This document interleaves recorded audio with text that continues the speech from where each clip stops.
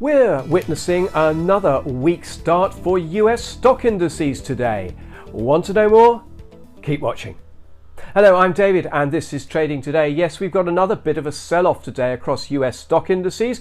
All of the three major US indices are in negative territory, which means that if we look at the beginning, what's happened since the beginning of this week, and certainly in the first 2 days of August, it's been a disappointing start after a very strong July.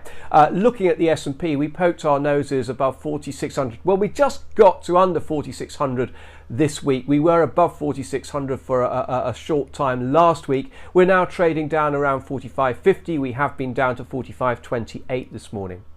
Now, one of the things that is weighing on sentiment at the moment is the news overnight that the European ratings agency Fitch has downgraded the USA.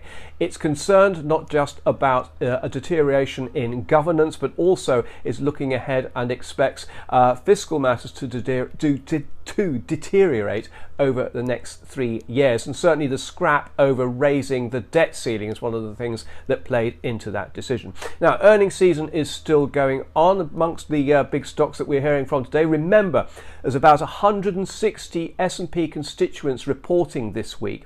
We heard from CVS Health today. That was down 2% on the back of disappointing earnings and revenues, while we also heard from Advanced Micro Devices, which was up 2% on better than expected earnings and revenues. Both of those stocks have both given back the gains or made back the losses and are pretty much unchanged as we are in the US Open now.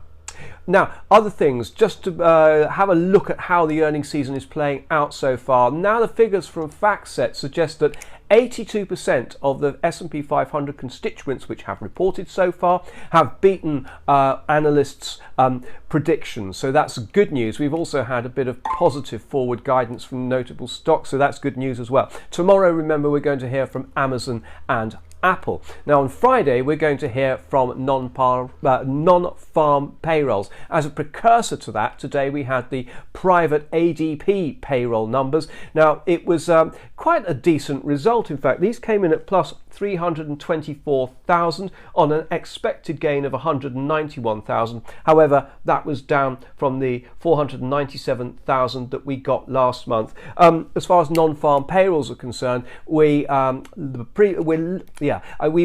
just over 200,000 last month. 209,000 was the non-farm payroll figure. Expected to come in pretty much around that figure today, on Friday, say around 202,000. Let's call it 200,000 because these things are quite volatile anyway. So market a little bit disappointing today, certainly as far as US stock indices are concerned, and we'll just see how the day pans out again. Thank you very much for watching. I hope you found this of interest. If you did, please like and follow, and best of luck with your trading. Goodbye.